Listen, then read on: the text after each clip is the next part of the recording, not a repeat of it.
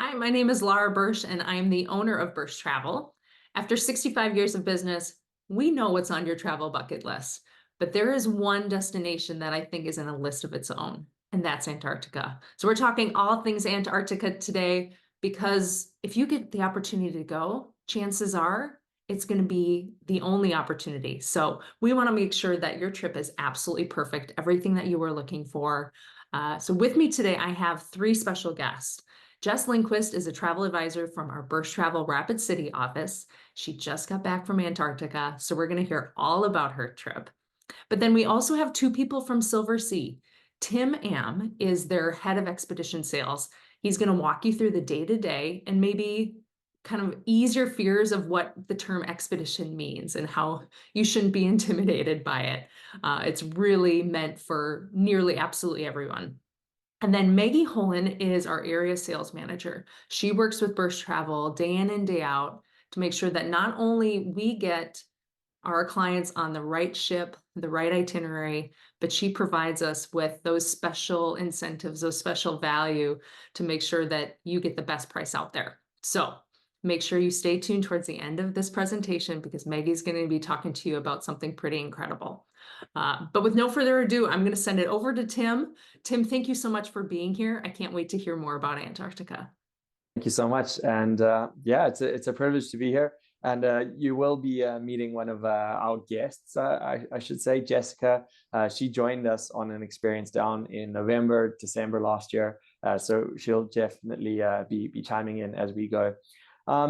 The reason I get to speak to you today, I had the privilege of working on our ships for over 10 years. I joined the company in 2008. I traveled around the world, but I fundamentally filled the role of expedition leader towards the end of my career and had a position in the operations side of things. So that was me down in the field, living the sort of dream of the destinations that I now get to sell. So I just wanted to try and bring you on a journey with us. I've got ship puns forever, but as mentioned, we're going to voyage down to Antarctica and take a look at what an experience down there means, where you were kind of visiting, and how that program progresses. Before we do that, I want to just kind of center us in terms of how we're getting there, the type of travel, and what it means to expedition crews. I love this image. It fundamentally represents everything that is expedition travel. It's the beautiful platform of the vessel that we use to get down there, and the zodiacs which allow and facilitate the exploration in these parts of the world where we don't have any true infrastructure. This is the Silver Endeavor. She is the most expensive expedition ship that's ever been built. This is what Jessa and I had the opportunity to go sail on for our trip. So we'll look at a couple of other elements to it. I wanted to just kind of center on what makes a ship or a regular cruise vessel different from an expedition vessel, and this room kind of signifies that difference. This is the mudroom where we leave our boots in between landings, but it's also where you put your boots on as you're heading down to Antarctica. This is the Silver Endeavor, and what being on the most expensive expedition ship in the industry means, or the most expensively built expedition ship, is the boots are all sitting on vented pipes. They've got hot air blowing into them. So as you come down for your landing in Antarctica, you're putting on your nice warm boots, and it really is just an incredible opportunity. Obviously, we have three ships down in Antarctica. I'm going to talk broadly about the experience of being down in Antarctica, but as I mentioned, we are our own infrastructure. We bring our zodiacs to facilitate the exploration, and all of our vessels have the required and requisite polar class and ice rating to operate in these parts of the world. So I think that's also important to understand. In terms of Silverseas, obviously I'm going to position Antarctica, but I want to dig into a couple of elements about what make us so unique and special. I think the experience that we have in this region is certainly one of the most important and paramount points to point out. It's actually over 16 years of experience now in this space. There are other operators that had definitely been in the expedition space, but we really have in our own right changed the way the industry operates and delivers expedition product. We were the first luxury operator, and you've seen an evolution of all of the different companies that are now in this space, trying to emulate that style and level of service as the standards have continued to progress. I'm sure Jess might have a few comments on the expedition staff, up to 28 of them at any given time, and just continue evolving and expanding our product. I'm South African, so I really resonate with this concept of safari at sea. You know, as I say, we're the infrastructure. We have these beautiful vessels that operate much like a lodge, and the Zodiac is our game drive vehicle. It's what facilitates the exploration in these parts of the world. This is not Antarctica. This is the Arctic, the polar opposite. But you know, beautiful areas to Zodiac cruise through some of these sea cliffs, taking the bird life, obviously exploring and looking for wildlife, much like a game drive, looking for the big five. We're looking for the polar bears and other high Arctic species in that part of the world and others. And they facilitate us getting ashore onto land to experience the different things that are operated in these parts of the world. Now, kayaking is obviously a fundamental part of our operation throughout. I mentioned that in the water section. We'll dig into the land experience as well. But kayaking is an all-inclusive offering and something that you know, Jess said was one of her favorite experiences down in Antarctica. To get there, I also want to just benchmark something. I think a lot of people hear the words expedition and Antarctica, and they start imagining themselves scaling ice cliffs and you know, putting on the crampons and climbing up onto glaciers. And it really isn't that. These three images show the process of disembarking one of our vessels, gathering at the shell door and the gangway, just going down a few steps, and you can see the forearm to forearm grip. We call it the sailor's grip. There is always at least two seamen or expedition staff available to help every guest safely get in and out of the Zodiacs. So you know, the evolution of once getting into the Zodiac is getting out of the Zodiac. Obviously, we're doing that on the shore side, and this little video is just going to loop showing you the fundamental process, stepping into about ankle deep water and moving away from the vessel. So I put these in because I look at the minimum level of entry at being able to at least you know, do this. You want to be able to walk up and down a flight of stairs, and then once ashore, you can sit, you know, and a few meters from the landing site and really take in that experience. You don't have to go on the long hike to the top of the mountain or anything like that. So I just wanted to lay that foundation. I think some people feel like it would be an incredible destination for them to go, and that they just don't feel like they have the physical ability. And I want to say that obviously we do a lot of physical things, but that isn't a prerequisite once down there. Obviously operating in some of the warm weather destinations as well. I'm going to use the Galapagos just to tie in that theme of expedition travel and introduce you to the style of travel. The Galapagos, super accessible destination from the North American market, is really one of our feeder products into the style of travel. Silver Origin, absolutely beautiful, purpose-built vessel, but you know, synonymous throughout the Silversea brand and operation is we have some of the best expedition guide to guest ratios, some of the highest guest to Zodiac ratios, and space to guest and staff to guest ratios in the industry. So that experience in the Galapagos is based around visiting one of two itineraries, 7 and 14, or 2 7-day programs that back up to each other. But it's about the hiking, it's about the wildlife, it's about the people that live there, and it's about exploring this incredible part of the world. So from a type of experience, from the type of traveler perspective, if you've ever thought that the Galapagos would be interesting, if you've ever been on safari or something like that, a destination like the Galapagos really just leads you into Antarctica from an experience perspective, and making it accessible. I'm going to step into Antarctica now. You know, that was the main point of this this presentation, to share with you a little bit about the experience and what it means to go down and explore in Antarctica. We've got 3 different vessels that operate there. I mentioned that they're all polar class. They're strengthened and you know, perfect vessels to operate in those waters. 2 of them, the Silver Wind and the Cloud, are sister ships, and the Silver Endeavor is a brand new vessel that we purchased only in 2021. Areas on the ships that make an expedition ship, obviously you want to have forward-facing views, something like the observation lounge or the panorama lounge with these big open views. This is the Arts Cafe. I always joke this is one of my favorite venues on the ship. It's because it's where you find the ice cream bar, the afternoon tea and scones, and also where I like to get my hot toddies after a landing, but sort of the heart and soul of the ship. But some beautiful areas. This is on the Cloud and Wind. This is the theater, and it centers for me one of the fundamental purposes of what expedition travel is about. It's about the expedition team, up to 28 staff on any of these departures, who are there to bring the destination to life. They're what I generally call the ologists, but they're the specialists in their field. They're the historians, the marine biologists, the ornithologists, whatever it is, glaciologists, who are there to provide lectures, be out and about in the field, guiding and giving interpretation to really enrich the destination from a guest experience. So that happens in the form of lectures, particularly on sea days and things like that, or when we have split landings. But it's also a fundamental element of the program is the daily recap and briefing, where the expedition leader will stand up and describe the following day's program. Antarctica is not a destination that we can, give you an exact itinerary, because everything's always in flux and changing.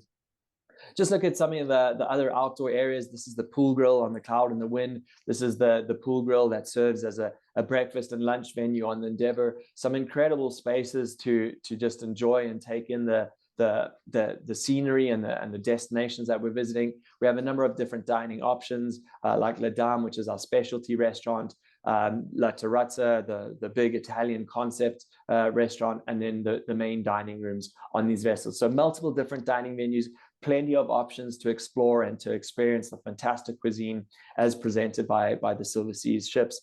And as a general guide, the suites accommodations are all balcony. They're not 100% all balcony, but I think it's about 95% of all suites, have the balcony elements to it. This is the basic standard entry level on the Endeavour, and it really is a fantastically appointed suite. I don't normally throw too many pictures of bathrooms and toilets into my presentations, but this is on the Endeavour, and it really is just an incredible example of how how well appointed these suites are on the vessels.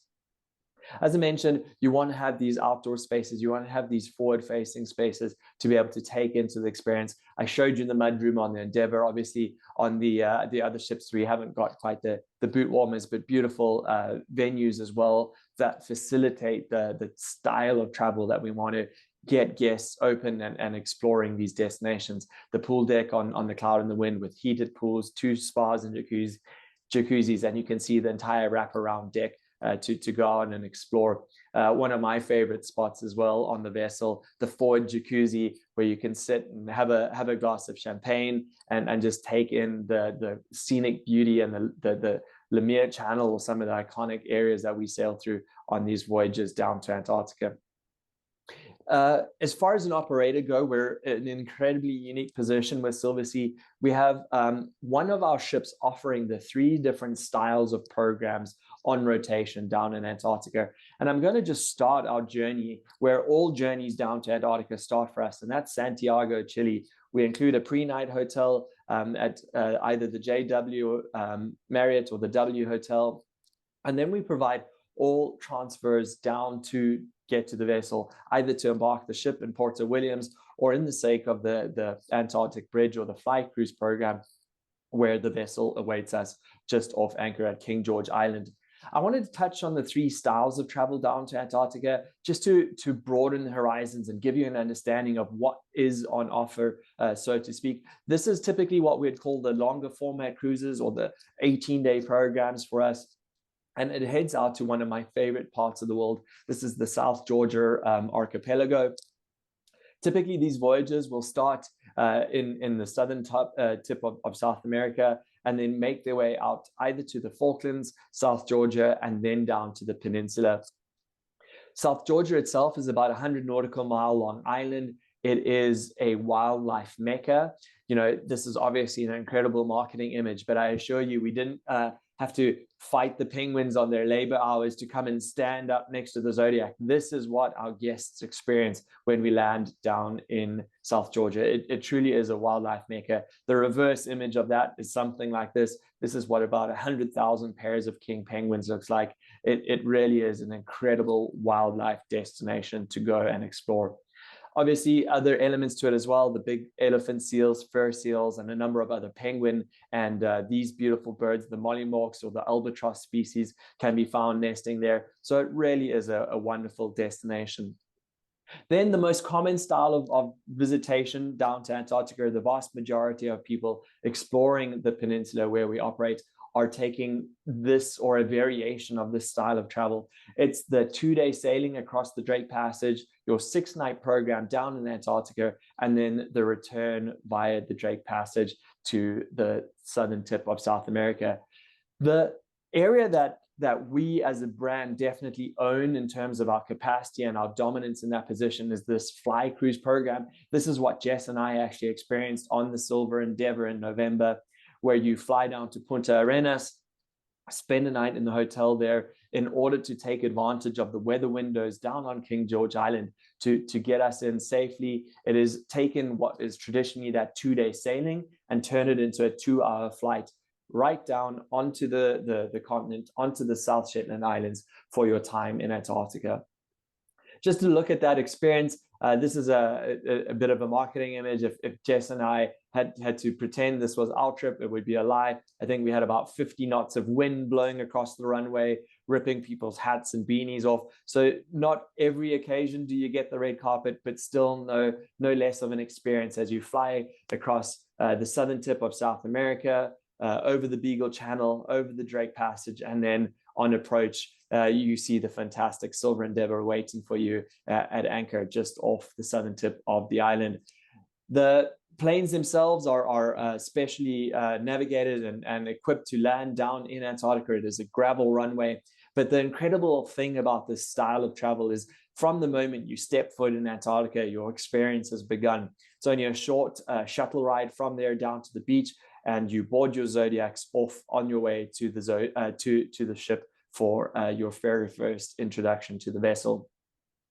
Now, Antarctica journey itself, I mentioned, starts in Santiago. It's a beautiful town in Chile, nestled in amongst the Andes in the background.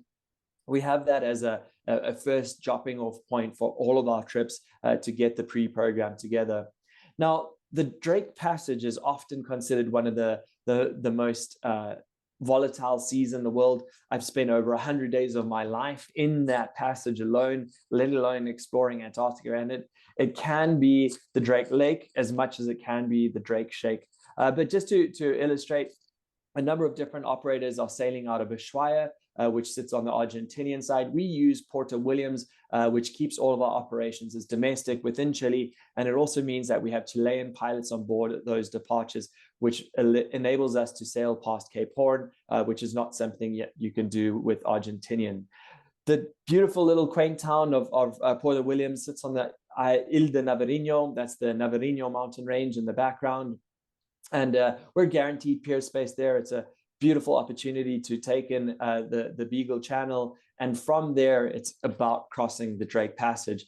These are just an example of how we operate, how we assess. This is a weather wave indication. And you can see this is going to be an absolutely beautiful crossing across the Drake Passage. Occasionally, we do get slightly rougher seas as we move through, but you'll always see that our program has a buffer of 2 days for a journey that realistically only takes about a day and a half. So we build ourselves in enough of a buffer to make sure that we can take advantage of those storm systems moving through the area quite quickly and either pass in front of or behind them on our way down to Antarctica. This is the area that we're mostly operating. This is the Antarctic Peninsula, the South Shetland Islands in the north, Weddell Sea out to the western half of that image, and the Antarctic Peninsula along Graham Land where we're operating. The Silver Endeavor, a beautiful vessel. This was one of our inaugural voyages. You can see absolutely incredible opportunities to take us and explore places like this Nico Harbor. In terms of the experiences down in Antarctica, I can't tell you that I show you better penguins or take you to better landing sites than any other operator. So it's really about understanding the Silversea's method of delivery in this part of the world. Obviously, Zodiac cruising is an important part of it, getting out to places like Plano, where you go and explore the beautiful icebergs that are grounded there. We use the Zodiacs in that exploration mode to go and see wildlife when it's on the shore side, and landing would inhibit their progress. And of course, opportunistically, we get some of the larger marine mammals making appearances while we're out on the water, and we try and take advantage of those opportunities. Three main seal species found down in Antarctica. We aim and hope to show you all three of those species. This is the ugliest, but my favorite of them. This is the leopard seal. And then, of course, three main penguin species.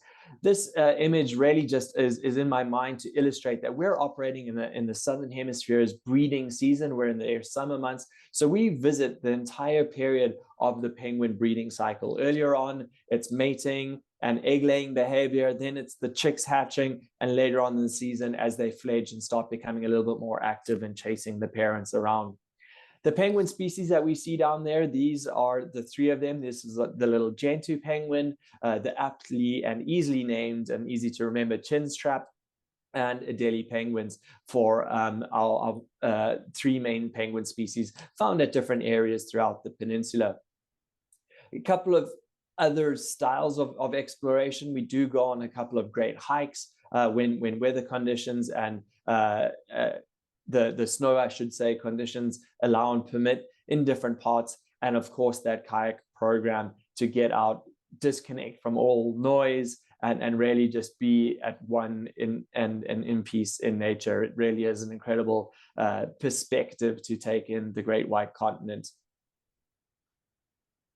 In Antarctica, unlike in the Arctic, we are not prohibited from movement in a free roaming sense. So often what we'll do at landing sites, we'll come and flag routes or put flags with guides and expedition staff moving along them, but with final point destinations like the penguin colonies or lookouts to give interpretation that allow guests a little bit more free roaming and move at your own pace environment. It's often a concern, well, I move a little bit slower in snow and things like that. We're definitely not trying to make people move through these environments quicker or faster than they need. Also worth remembering, we're getting sunsets in Antarctica. We're typically not nearly as far south as we are in the northern hemisphere when we're in the northern parts of the world. So we do get sunsets, and it creates these beautiful hours of photography late into the night, and you can spend pretty much all day out on deck just taking on the scenery. The kayak program is one where we advise we don't want people getting in a kayak for the very first time down in Antarctica. It is very easy and simple, but it's not a learning experience. So anyone who is interested, we encourage you just go for one sort of fundamental paddle at any local water source, just to familiarize yourself about it if you want to take part in this complimentary program that we offer. In terms of human habitation and experiences, there are not many of them. We went to this one in particular. This is called Deception Island, an incredible destination, a sunken volcanic caldera. The geothermal activity from that volcano is what's creating the steam off the beach, but a great opportunity to stretch the legs and see some of the wildlife at the destination. And this image is always a great one to remind me. One of the other common questions that we often get is about the weather conditions. Obviously, this image shows a bit of snowfall, but in general, we're plus or minus freezing. So in the region of about 32 to 40 degrees on really hot days, but very seldom much more than freezing. So for those guests and clients potentially coming from the northern climes in North America, it's almost certainly going to be warmer for you down in Antarctica than it is going to be up at home in Chicago or Toronto or areas like that. I know this was an experience I think Jess is going to talk about a little bit more. This is the polar plunge, from the vessel, opportunities to plunge into the frigid waters down in Antarctica. But now I'd love to invite Jess just to share a few comments, highlights, experiences, and thoughts from the journey that she was on with us down in Antarctica, and share some highlights from your experience, Jess. Hello, thank you, Tim. Appreciate it. First off, of course, just one of the most mind-blowing, absolutely incredible experiences that anybody could ever have. Make it happen. It's worth it. This is one of my favorite shots where you can just genuinely see what the landscape is like. It is unreal, unlike anything you've ever seen. Having been blessed and lucky enough to travel all over the world, there's nothing that looks like Antarctica. And back to what Tim said, we didn't exactly have the most red carpet welcome to our first flight down, but blowing wind, got on the plane. I think it was about 4 o'clock in the morning. It's worth that wake up call to go and just get your first glimpse of where you're really headed. This, I think, oh, this wasn't our first day. The one on the right actually that was our first actual Zodiac landing once we kicked off. My first encounter with the penguins, obviously very excited about it. And you get to wander around. You've got these routes planned out where you can take in as much or as little from any viewpoint and vantage you wish and just really absorb where you're at. The scenery is unreal. The wildlife, it's plentiful. I was personally shocked to see how much there was. I didn't know what to expect, but you wouldn't think that you would go on shore and be surrounded by thousands of penguins. Just steps off the Zodiac. Back to the ship. If you want this in your stateroom every single morning, just ask. Just ask. From the room service to the plated meals to the little grab and goes in Arts Cafe, the food, the cuisine, it's unbeatable. It is a very luxury line, and that is seen through every component of the trip. Jess, I want to ask the question while this image is up. Maybe you can answer it when it feels right for you. But do you have like a favorite butler story or experience or something that like, oh, I don't know what I would have thought I needed a butler for, but then all of a sudden they did this and it really made sense. I'll let you think of that, but I wanted to come Oh, on you're gonna onto put me on the the following spot for side. that. Yeah, yeah. Oh, gosh, we had our butler's name was Joel, and just to dive into it, he was absolutely phenomenal. They're they don't say no. If you need it, they'll bring it. If you don't know you need it, they'll bring it. But just even crossing paths with him in the hallway and getting, first name welcome. Hey, how are you? What do you need? How's your trip? Just they're there for you. They're absolutely there for you. And this level of service is just, it's not seen often throughout the industry. You get good and then you get really, really good with Silversea. And if we're going to stick with this image, yes, that's me with the sunglasses on top of my head, and I'm having far more fun than I'm looking like I am. Um, we got to go out and kayak on the most perfect day that we had during this trip, and the water was just absolutely like glass. And I kayak at home as often as I can, but nothing will ever match paddling through wildlife and icebergs. And Jessica, I see that you're wearing a special suit that they give Yes, you. so Yeah. of course, everybody goes into this thinking, oh my gosh, what do I pack for Antarctica? Well, not as much as you need. I'll be the first to admit I completely overpacked. So much of what you need is provided. You can see our little green suits. I had, set along underwear and wool socks under this, and that's all you need. They keep you completely warm, completely dry. If your kayak buddy's kind, you stay extra dry. If they're not, you might get a little bit there stuck in your hat, but everything is provided from the attire to the lessons to the guidance. There's obviously not the first time to go kayaking, clearly, but there's not a thing to worry about at all. And what about the parkas that they gave you? These red parkas. I actually had to wear mine back at home as soon as we got back because it was colder here than it was there. Uh, Double layer, super warm, super fluffy, insulated, waterproof, heavy duty, fantastic. I would say, this day, of course, clearly it was snowing, but I at no point thought, oh, I need to get back to the ship. It's cold. I could have stayed out there all day in the gear provided. And the And you waterproof do get to, and you pants. get to take it home. Yeah. Yeah, And the waterproof pants. Yes. They've come in use more at home than at Antarctica, but I'm very, very grateful that we had it during the trip. that's great. In terms of the wildlife sightings, I think we saw all of the different seal species and things like that. Mhm. Anything that really struck in your mind is just a unique experience in terms of what you got to see? Oh, just seeing the whales that close, seeing the penguins there. I'm obsessed with penguins now. I didn't know that was a thing, but they're absolutely Oh, it's a thing. fantastic. They're adorable. They're clumsy. They're goofy. The Adelie is my favorite purely because we had one come up and introduce himself and hang out for a good bit of our hike. How close you're able to get to them. They're right there, as you can see. This photographer, that's not Zoom. That is a photographer sitting there on the edge of the Zodiac, just a simple click. You really get to see them and you get to learn so much. You have your scientists on board. So when you're not on shore experiencing them, you're on the ship learning about them. And it makes it so much more applicable to have that put on there for you as an option, as a lecture. It really immerses you in the experience. And the speed of they swim in the water. Do you remember that? How It's they, wild. yeah, It's wild. They're absolutely not okay on land. It's not their thing unless they're doing the belly slide, but penguins in the water, it's incredible to watch. yeah.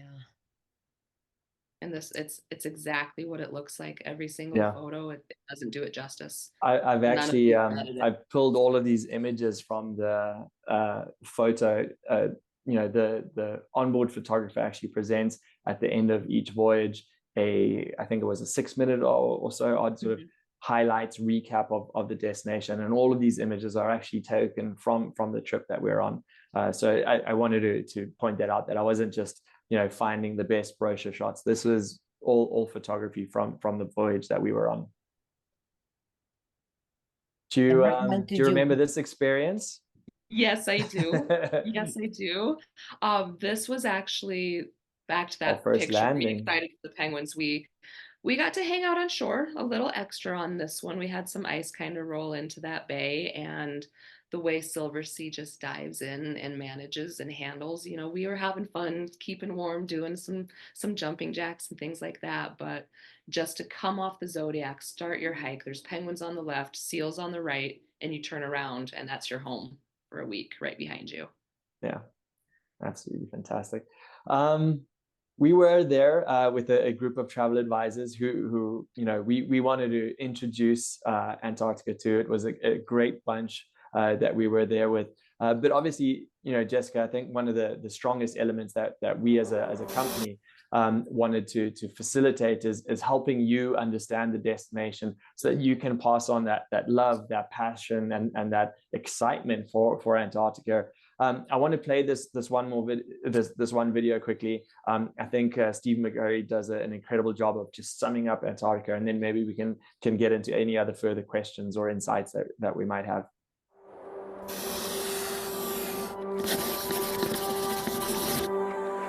The White Continent. This really feels like Earth's last frontier.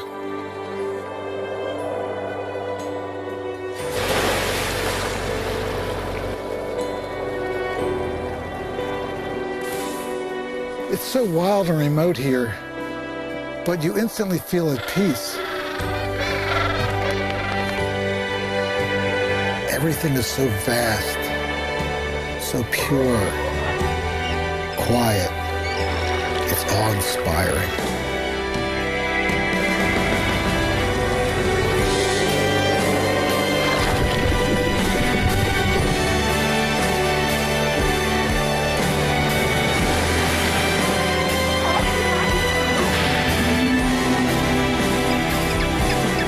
The ice, the whales, the ocean.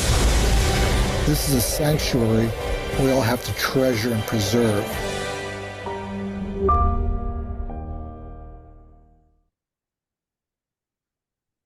Miss Maggie, do you want to talk about our current wave offer that's on? yeah, sure. Well, I agree with you, Jessica. It's probably one of my favorite destinations I've ever been to. It's the sound of silence, the magnificent beauty, and the animals and the wildlife there is truly a bucket list, which I hope everyone will partake in. But not only that, when you look at where we sail in the world, we have 12 beautiful ships. So we cover all 7 continents. We cover over 900 destinations in the world to take you to. And they range in length from 7 days up to our world cruise over 150 days. We have a current offer going on right now. It has been extended until March 15th. March. And it's a $4,000 per suite savings on several voyages off of our door-to-door fares. Our door-to-door fares take care of you from the minute you leave your home to the minute you return. We have a private car and driver to pick you up, take you to the airport, round trip economy air. If you'd like to go business class, we do have discounted business class air in several parts of the world. All transportation to the ship. If you are going on our expedition product, we generally have a 1-night pre-hotel included to make sure everyone gets to the ship. During the cruise, all the wine, spirits, gratuities, Wi-Fi, butler service. And on the classic fleet, you have a choice of from 3 to 10 shore excursions in each port of call. You'll get 1 complimentary. Of course, on the expedition product, everyone does all the excursions. and then the same thing on the way home. So we've extended this through March 15th, and it's for voyages through April of 2026. We have one more offer that we've extended to the guests of Bursch Travel, and that's a $500 per suite or $250 per person savings off of any voyage in 24 and 25 when booking door-to-door fares.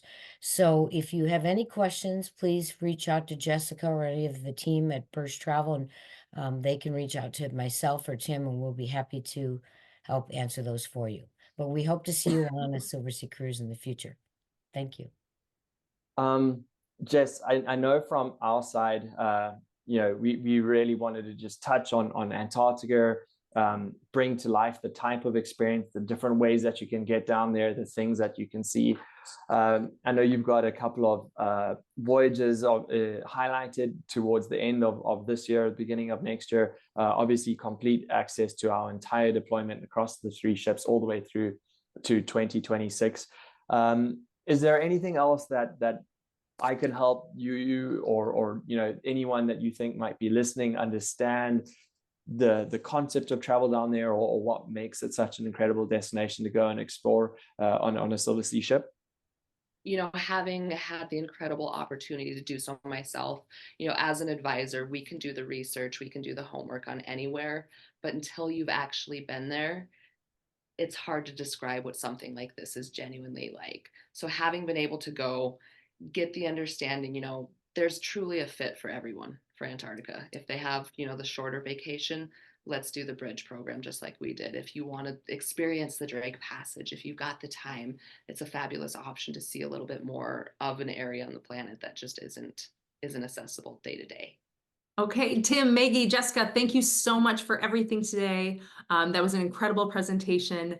If anybody has any questions, again, head to www.burschtravel.com. That's BURSCH travel.com.